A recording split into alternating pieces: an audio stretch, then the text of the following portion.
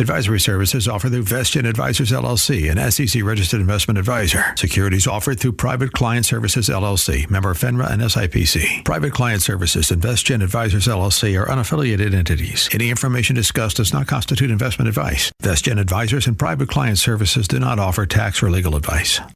People of Chicago, welcome to In the Know Radio with Craig Bolanos, co-founder and wealth advisor at VestGen Wealth Partners. You want help from someone you can trust, someone who knows what it takes to get retired and stay retired. Today, Craig's going to teach you what you need to know. So get ready to learn something that could change your life. Get connected to the show by calling 833-964-PLAN or go to getretiredstayretired.com. And now, here's Craig Bolanos. Hey, good morning and a very happy Sunday to you. That's right. We're here to help you and your loved ones get retired and stay retired, which, you know what? It's not easy in a market that's prone to so much volatility, so much change. And I don't think change is bad. Change is a constant. I think it's the pace of change that is so incredibly dramatic, whether that pace of change comes from income taxation. Think about how many more people should have itemized but fell into the trap of just taking the standard deduction last year because they didn't do the math. Think of how much change there is in markets. Have you missed the shift from domestic to international? Have you missed the shift from large cap to small cap? Are you missing the shift like you saw later this week from technology to the revenge of the old economy? These are all different things, and we're here to help get you through it. 833-964-PLAN. That's 833-964-PLAN. But I think there's nothing more on people's minds than probably the single biggest IPO that I can remember ever since Facebook, which is scheduled to come out. And you know what I'm talking about. I'm talking about SpaceX and the $1.75 trillion target that they have, which, needless to say, is probably crazy expensive. And is this good? Is it bad? I don't know. We'll break it down and just give you some talking points. So here's my thing. Purely based on the fundamentals alone, SpaceX expected target is literally that high. We could be $1.7 to $2 trillion. When I say that's crazy expensive, I say it because that would be roughly 100 times their trailing 12-month sales.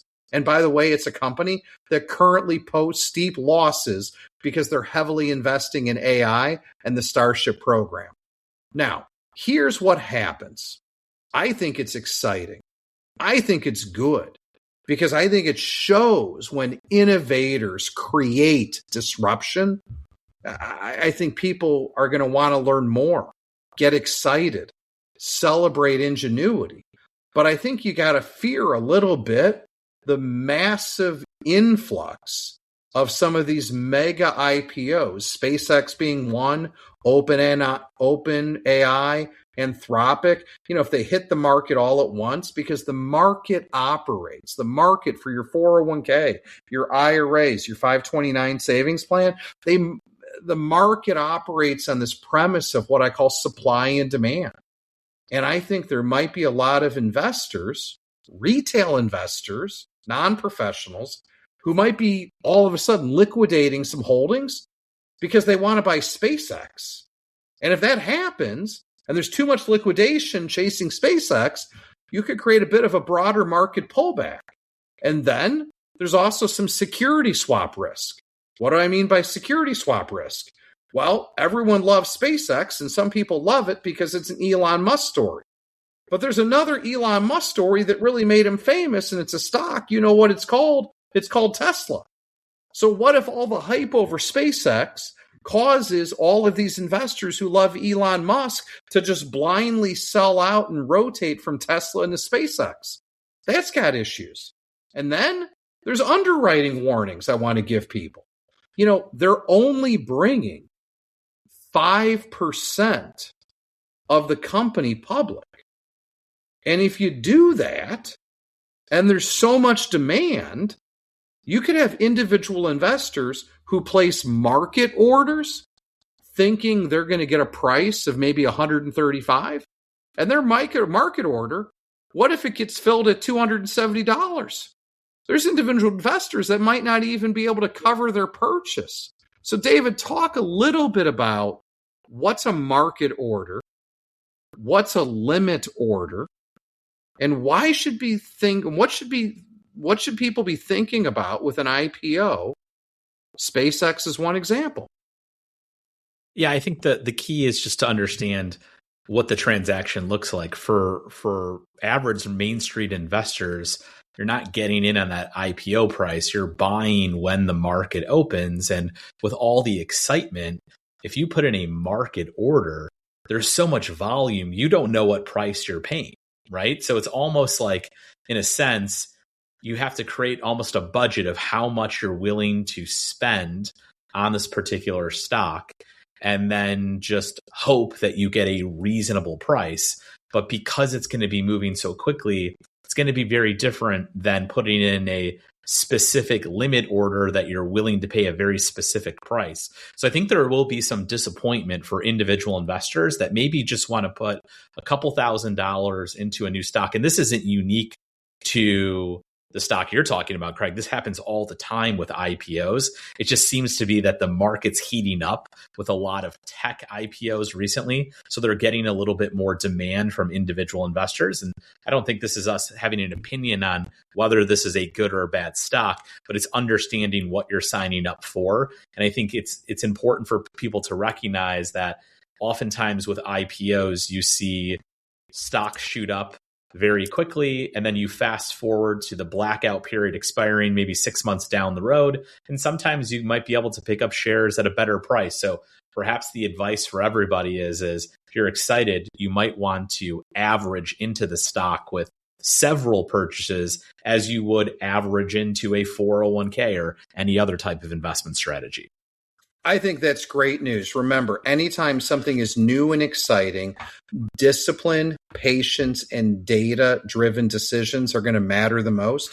Understand what you own, control what it is that you're going to pay. That's why limit orders exist, not just market orders. And if you want some help and you want to learn more, we're a phone call away, 833-964-PLAN. That's 833-964-PLAN. Connect with us online at getretiredstayretired.com. That's getretiredstayretired.com. Now, David, this market, everybody is getting a little worried about a run-hot economy. I've long said on this radio program, other forms of media, the biggest secret, the best secret, is that the U.S. economy remains stronger than consensus believes. But do you think we're disconnected from the fundamentals? You've chosen to phrase that query in a different way. Oh, I don't think we're disconnected. I mean, if you turn off the TV a little bit and you look at Q1 earnings, which I think is probably like the number one driver of stock market performance, Q1 was an above average quarter. I think we had a beat rate. 84% of the companies that reported, and the S&P 500 beat their profit expectations. The average, I think, is 76, 77%. So I think that's a good start. Number two, if we look at the leading economic indicators, which I view as like a health checkup on the economy, that's data that we get on a monthly basis. You've seen marginal improvement since last September. I think the glaring issue that we continue to have, and you talk about it all the time in the media, is there's a difference between the data points and the sentiment. And sentiment is one of those leading economic indicators. I just think that when you look at those leading economic indicators, we're guilty of just using some of these standards that we've always used. Perhaps traders did trade off sentiment 15, 20 years ago. I just don't think that's what traders are doing anymore, or what should I say, algorithms aren't trading off the way people feel. So I think the underlying fundamentals are good. I do acknowledge that, having elevated energy prices, if that continues over the next 90 days, that's going to perhaps slow things down. I mean, when I go to fill up the pump, I have a short commute to my office. It bothers me, but it hasn't changed my spending habits yet.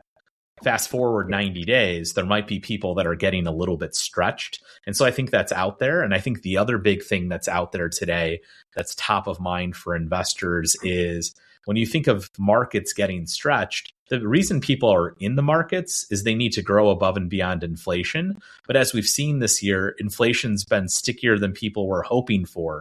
So they need to think about how they're going to allocate capital. If the stock market rolls over, do you really want to be putting every single dollar into long-term bonds with inflation being as high as it is? Probably not. So we might need to explore some different asset classes if that's a concern for investors today.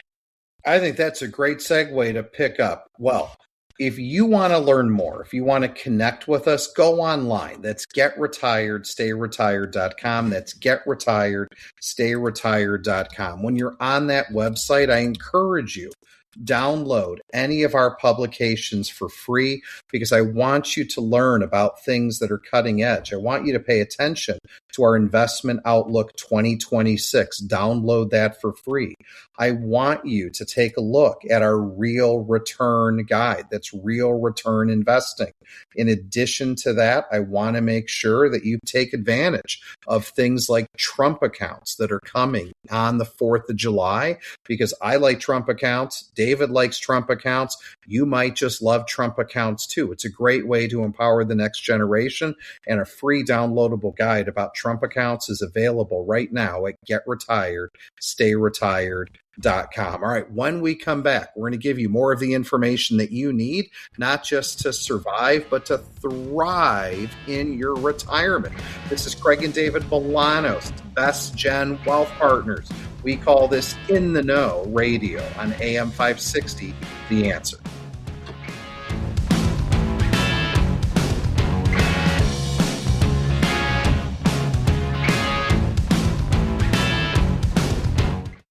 You want more In the Know Radio? You want more In the Know Radio? You can't handle more In the Know Radio. Okay, yeah, you can. And it's on AM 560, The Answer. Welcome back. Here's more with Craig. All right, the scoop du jour that we got to talk about in the B block this morning on a Sunday is this. The recent market activity, that concept I mentioned of a run-hot economy, it's led to some comparisons of the late 1990s. And in some select cases, the analogy, yeah, it might be on point, but many others, less so, right? I mean, so let's break it down and talk. David, help us understand where we're at relative to this bubble talk as people make analogies back to the 1990s, I think in large part because of the technology IPOs that you highlighted in our last segment.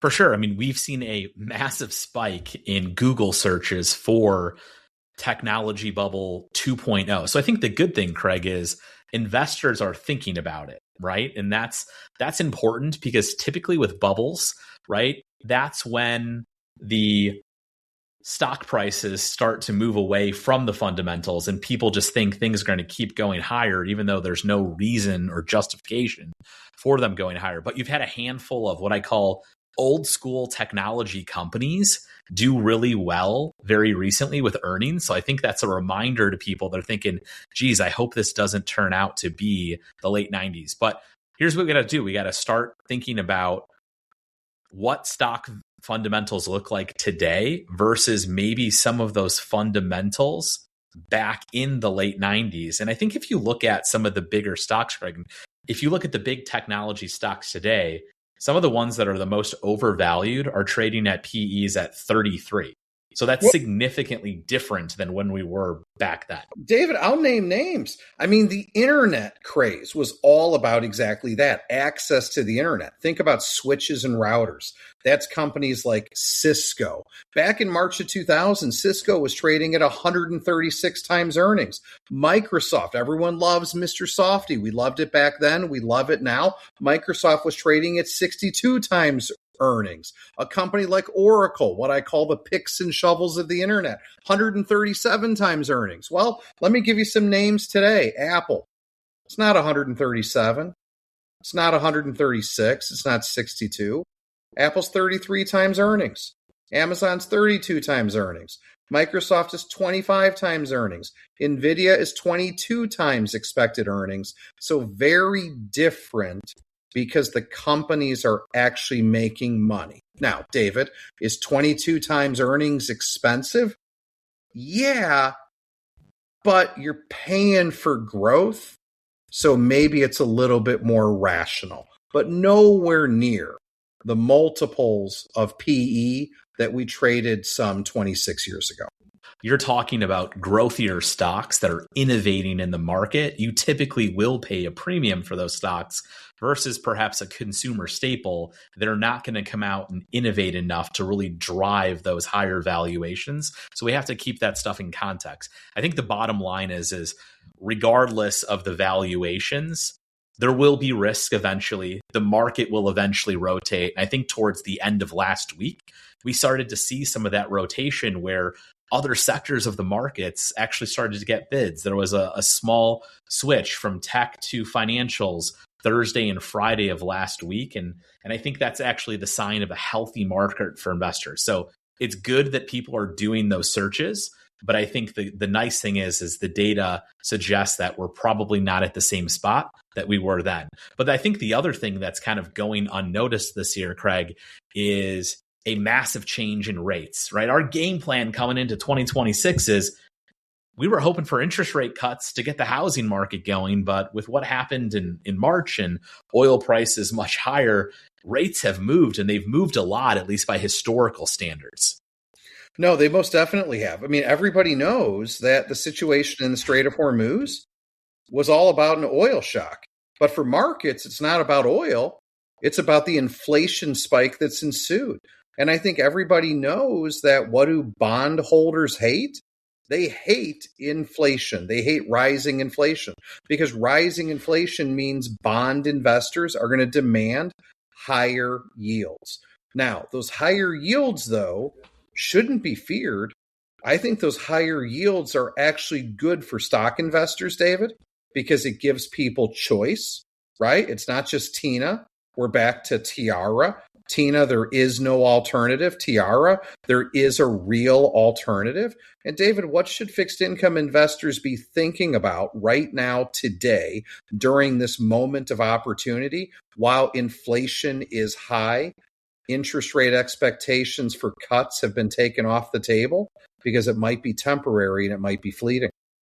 Yeah, well, if you're out there saying, hey, look, I'm very happy the market's gone up, contrary to perhaps the sentiment data, and you're looking to take profits, to your point, Craig, the yields today look more appealing. So if you're selling risk assets and trying to put some safe money aside, the starting yield is your best indicator of your future return in fixed income. So if you're buying individual bonds, you can lock in better yields today than you could have, say, in January of this year. And so I think people should start doing their due diligence in the following manner. Do you have RMDs coming up? And do you want to perhaps start to stagger out capital to meet your RMD requirements over the next several years? Will you be retiring in the next 3 to 4 years and you want to take some profits from equities, lock in some reasonable fixed rates so you have a good understanding of where the first dollars of retirement or income are going to come from? The market is giving you a good opportunity to at least go through that exercise today. And that's an exercise that we take clients through every day at VestGen as we plan out cash flow models for their family's retirement. So take advantage of the spike in inflation by looking to right size the bonds in your portfolio, because starting yields are the best that we've seen. And I truly do think it's last call, because I think the Strait of Hormuz does eventually open. I think energy does get unleashed around the globe. I do think oil prices come down from the high to mid 90s we saw this week into a lower denomination later this year. And when that occurs, inflation will come down with it. Bond yields will come down with it. So the time is now. 833-964-PLAN. That's 833-964-PLAN. Connect with David myself, our team, and let's talk about how you too can search for yield, search for income across the globe, and lock in these high coupons. Now, you heard us. The sky is not falling. The secret has long been the U.S. economy is stronger than consensus believes. But I also want to be real with everybody. There are clouds on the horizon, but they're just clouds, and they're on horizon. And last time I checked, uncertainty is always going to be present. It's just the amount of uncertainty tends to fluctuate, kind of like the temperature fluctuates in Chicago. I never know whether it's going to be freezing or hot as hell outside, right? You've had a little bit of both so far this spring. So, David, let's talk about what some of those clouds might be. And that's probably going to carry us through this segment and into the next, because I think investors deserve to have those clouds spoken and addressed to. And then we can share with people what VestGen Wealth Partners is doing just to make sure everyone's got an umbrella. By far, I think the number one thing on investors' minds is, will all of this AI spending, the build out on the so-called AI infrastructure, turn into real profits? Because right now, the money is flowing out the doors from all these big hyperscalers, and they are building as quickly as they can, but they haven't turned a profit on that stuff yet. And so as you are investing in AI, you are essentially making a bet or making an investment that these big hyperscaler companies are actually going to turn this around and monetize it in the next 3, 4, or 5 years. And I guess in the simplest form, Craig, the way I think about it is, well, thus far, they've proved that every other project they've done comes through. That's my opinion, but how do you feel about it? Yeah, David, I think that's just it.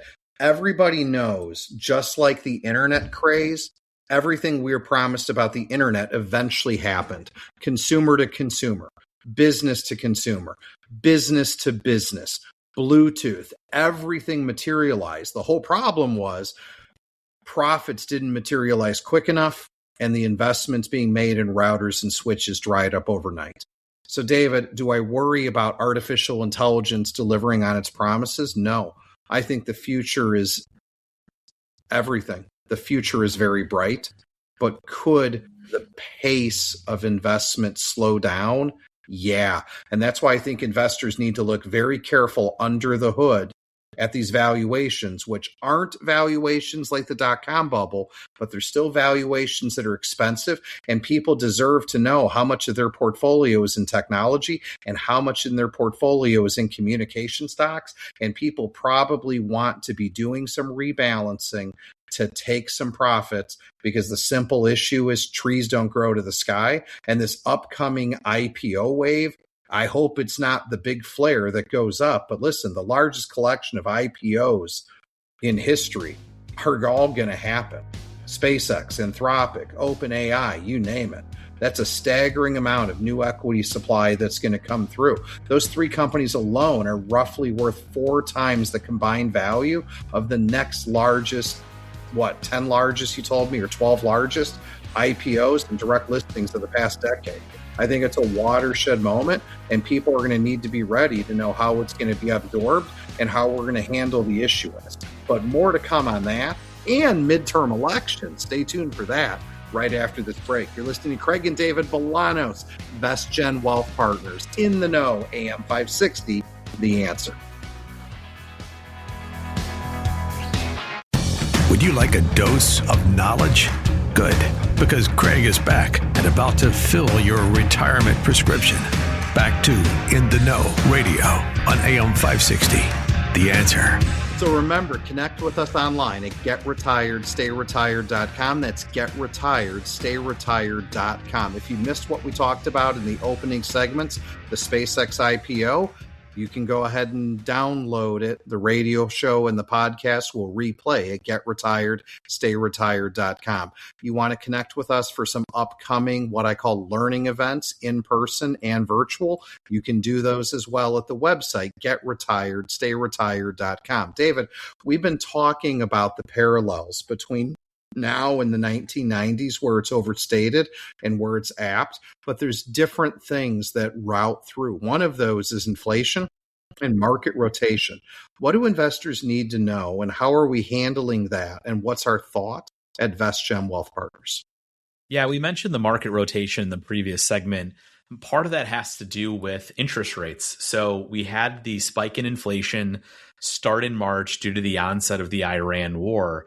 And one of the things we know is if we do a deep dive into history, we know that growth stocks do a little bit better when the 10-year treasury yield is below 3%.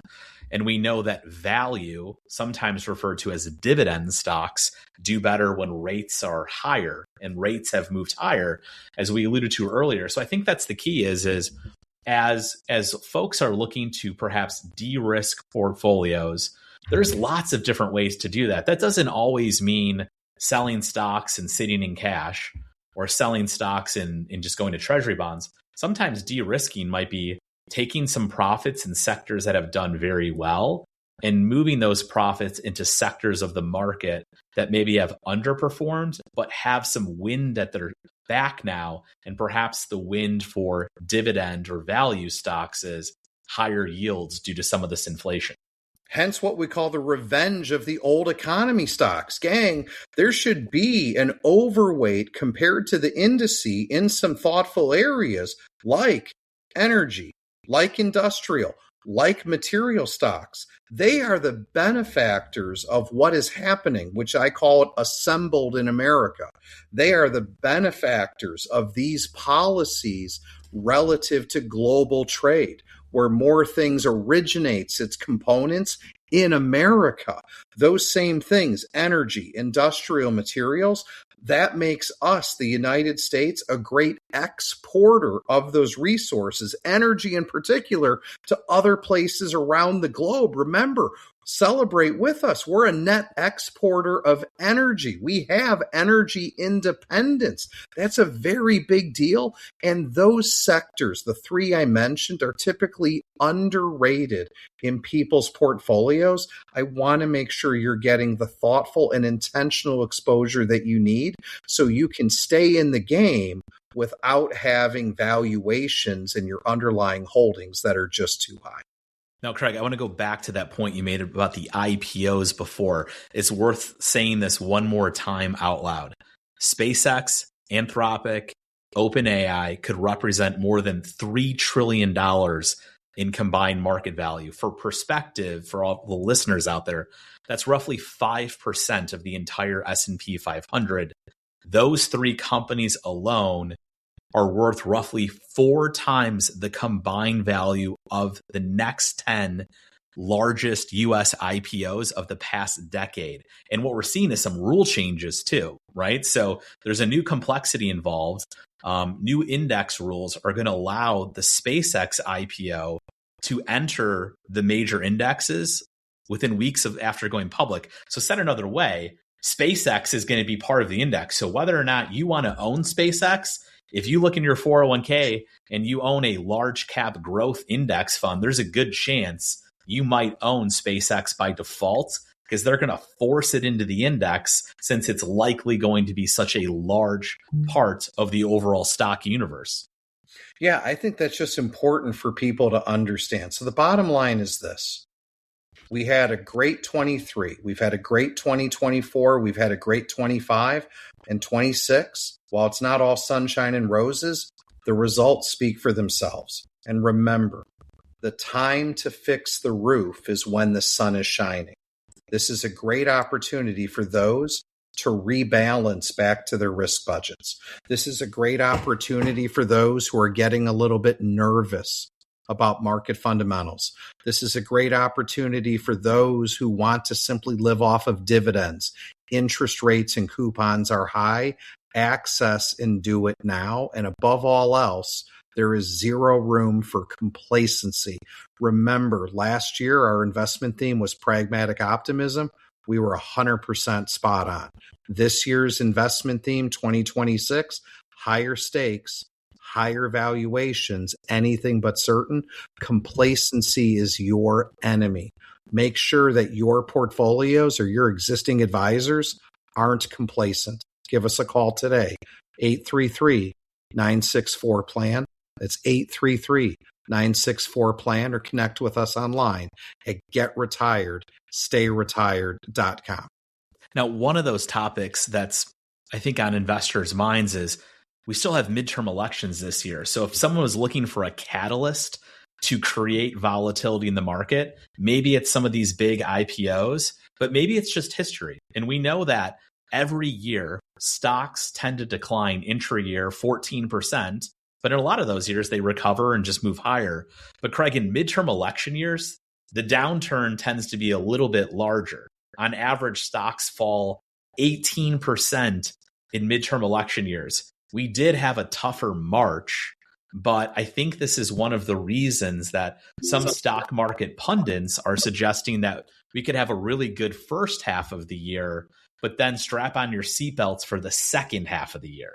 Yeah, I think that's it. And listen, no one should market time, but you got to pay attention to the numbers. You know, when we talked about price targets of 7,700 on the S&P, guys, we're effectively almost there. That doesn't mean you sell and you go to cash, but it means you need to do some thoughtful and intentional rotation. And yes, this midterm election history is a great guide. I'm not calling for an 18% decline in the stock market, but history reminds me it's very plausible. I didn't say probable, but I did say that it's plausible. So armed with that information, what are the strategies that you can be using? Whether the strategies are rebalancing, whether the strategies are things like cap and cushion. There's so many different things that we have tools for at VestGen Wealth Partners, and that should be exciting to you. David, talk about what VestGen Wealth Partners does differently than other financial advisors and other firms because of the institutional presence and the depth of which we operate within. To me, it comes down to execution. This is an execution business. And when we set price targets where we want to take profits, we ensure that those price targets happen across the board for folks that participate in those particular strategies. I think the other thing that we do a really good job of is we're always mindful of where's the next dollar going to come from. And so in our business, you know, in-house, we call them like reserve buckets. Where are the reserves and how are we going to refill those reserves? We're big enough to have execution happen via technology at the click of a button, but we're small enough to execute whenever we need to. Big firms execute at the close of the quarter. Why? Because it's easy for them to do it at the close of the quarter. But as I always say, the stock market doesn't care if it's March 31st or June 30th. We want to execute when markets hit certain levels. And if you're thinking, hey, this market's done way better than everybody said, and I need to do a little bit of rotation, I need to take the edge off the market, then do it while times are good. Because I got to say, this has been a fantastic start to the market, but there are some things on the calendar later this year that could, bump us off course. It could be the midterms. It could also be a rate hike. Yes, a hike instead of a cut that people weren't expecting in Q1 of this year. 833-964-PLAN. That's 833-964-PLAN. Go out to our website, getretired.stay-retired.com. You deserve a higher level of end-to-end wealth management, something that's holistic. You need your investments, your cash flow modeling, your retirement strategies, your retiree healthcare, your taxes, and your estate all under one roof, and we're here to deliver that. This is Craig and David Bolanos in the Know, VestGen Wealth Partners. It's more In the Know Radio with Craig Bolanos on AM 560 The Answer, where his goal is to pummel you with financial know-how until you say uncle. So it's oftentimes said that good things come in three, and I think there's three really important questions that people should be asking themselves right now. David, what are those three? Number one, and probably the most important for everybody, I hear this one in the conference room all the time, is how do I know how much I should actually be withdrawing from my portfolio every year? How do we answer that at VestGen, Craig? That's a great question. Well, I tell you what, you answer that through good data-driven decisions, nothing on the envelope, nothing that's on just mathematical scratch pads. You deserve to have a retirement plan that is fully stress tested from A to Z. That's not basic linear assumptions that inflation's always going to be 3%. It's not simple assumptions that the cost of healthcare is going to be the same cost of energy, which is the same cost of living adjustment every year. You can't assume that tax rates are going to be a constant. They're going to go up at some point in time in the future. And you can't assume that you're going to live till a certain age, because today many people don't get as many years as they deserve, but many people tend to live longer than ever. And the risk of running out of money is more serious than it's ever been relative to the cost because of the scarcity of care. So all of these things need to be modeled. And David, when people say, how much money can I take out of the portfolio? Well, it starts with a concept of needs and wants. What do I mean by needs? We're here to help people get a handle on their cash flow. We have clients in some 41 states. While every person is different, we have a vast depth of experience to know what it costs to get retired based on certain lifestyle criteria. Why? We already have clients living it. We can help give you that guidance that you need. Understanding your wants, that's understanding your vision.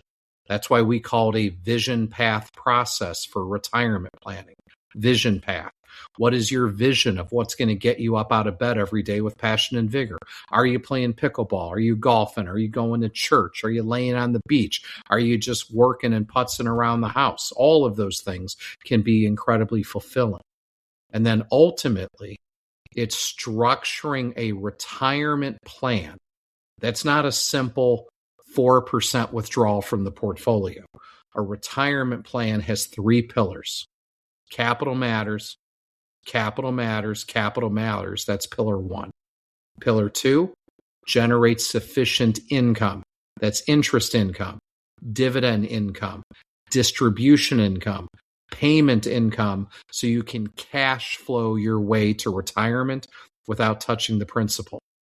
Part number 3, grow the capital base over time so you can grow the income over time. So David, it's not a simple answer, how much I can take from my portfolio, but it's a process that's tested in the trenches that leads to a repeatable experience to help people get retired and stay retired. Question number 2 is related. Lots of people that I meet for the first time will often say something like, so if I retire in the next couple of years, does that mean that I should be buying an annuity? Because I have some friends that bought annuities and it works for them. Does it work for me? What's your take on a one-size-fits-all strategy like that? Because I think our opinion is annuities are not a one-size-fits-all and every situation's totally different.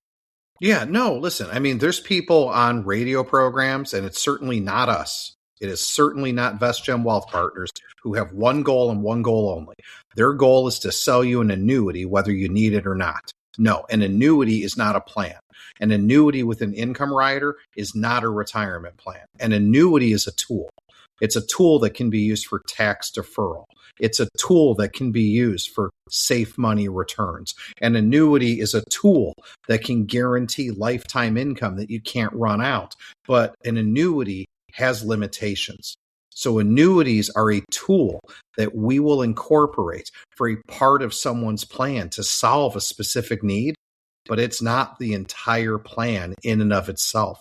And David, here's what is exciting right now.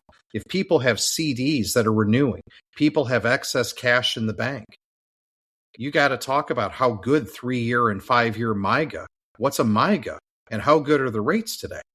Yeah, MYGA is just a fixed rate. So there's no bells and whistles. There's no fancy income rider. It's a set interest rate for a 3-year period or a 5-year period, whatever you want to do. But those rates are 5% or above in certain cases, and it's tax deferred. So if you're looking for an alternative to a CD, if you're looking for an alternative to a money market and you don't want to sign up for a 10-year contract, there are some alternatives out there. And I think that's important because a big part of retirement is not just the investment portfolio. It's also like the non-portfolio income. It's also having a plan of how to structure your Social Security. What are you doing with your cash? I mean, when you could buy online savings accounts, high yield savings accounts, and they're paying over 5, that was getting the job done. And as rates have moved, right, we have to reset expectations, which is why retirement planning is dynamic. Interest rates change, inflation changes, and we have to change with that. Number 3 on my list, Craig, was another common question, which is, when I retire, do I have to buy a long-term care insurance policy? We have lots of clients across the country at VestGen Wealth Partners who self-insure the long-term care risk. But we have a lot more clients who are finding value in partially insuring the risk. And let's talk about that for a moment. I think the avalanche issue in American financial planning is financial planning in the shadows of dementia. It's real. Everybody's afraid of it. No one wants to talk about it. And I think what you have is you have a duty to yourself and you have a duty to your best friend in life, that's your husband or your wife, to make sure that there's never going to be spousal impoverishment. And spousal impoverishment happens when one spouse gets sick or injured for a lengthier period of time, running through the family's resources. And when they pass away, the surviving spouse, in this case it was the healthy spouse, doesn't have the money that they need for their own care, for their own dignity, for their own choice, for their own grace. So I don't think everyone should run out and buy long-term care insurance. Heck no. I think there's some people who absolutely can and absolutely should self-insure the risk. And then I think for everybody else, they need to explore how to partially insure the risk. But if you're going to partially insure the risk, let's understand the rules.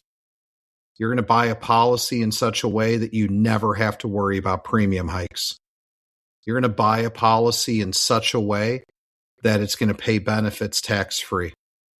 You're going to buy a policy in such a way that your physician, not the insurance company physician, is going to determine when you need assistance with those activities of daily living. You're going to consider strongly a policy that does reimbursement or indemnity. That's a small detail, but it's important. And ultimately, you're going to make sure that if you buy a policy to partially insure the long-term care need, to protect choice for yourself and to protect the finances for your spouse, you're going to make sure that if you die without ever going on claim, you're going to get the premiums that you invested into that policy back. So it's not use it or lose it. And that's the conditions through which people should evaluate long-term care. And we do it, and we do it very well at VestGen Wealth Partners. And interestingly enough, what I would say on those 3 questions is you can't answer question 2 and 3 unless you've answered question 1, meaning if you don't have a retirement cash flow plan, how do you know if you can afford the long-term care? If you don't have a retirement cash flow plan, how would you know whether or not you need an annuity? How would you know how to invest any of the capital in your portfolio? That is why we start with the plan, and the plan drives all the decision-making after that. So let's get you a plan. 833-964-PLAN. 833-964-PLAN. Let's get you connected with us, because you too deserve to get retired and stay retired. So go to our website, getretiredstayretired.com. That's getretiredstayretired.com. You're listening to Craig and David Bolanos, VestGen Wealth Partners. This is In the Know Radio on AM 560. The Answer.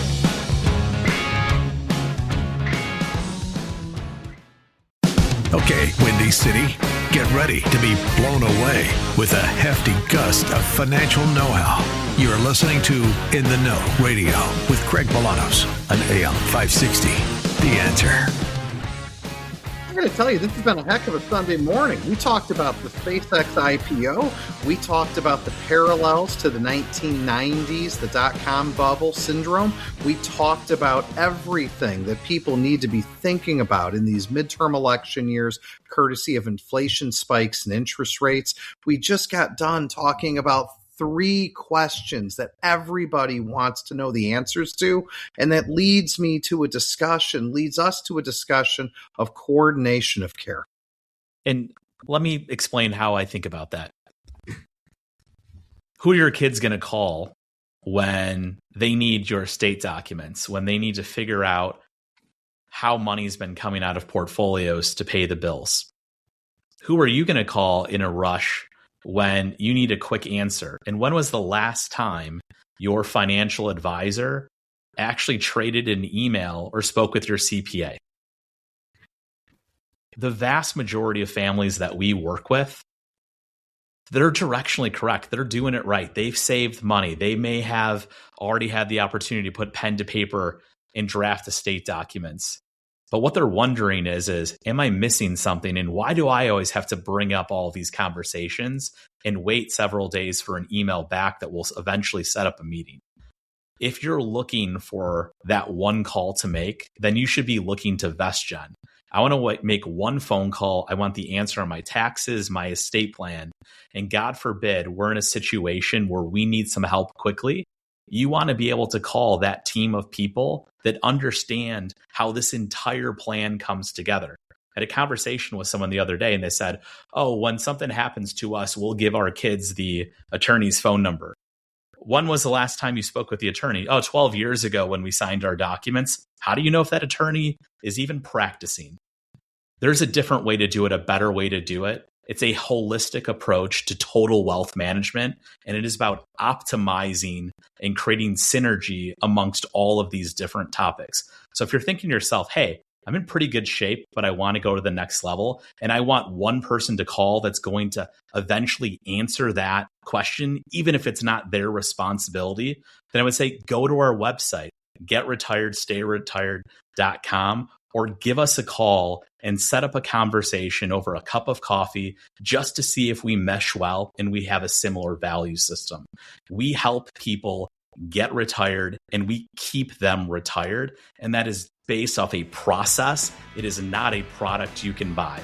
You're listening to In the Know with VestGen Wealth Partners with Craig and David Bolanos on your favorite station, AM 560, The Answer.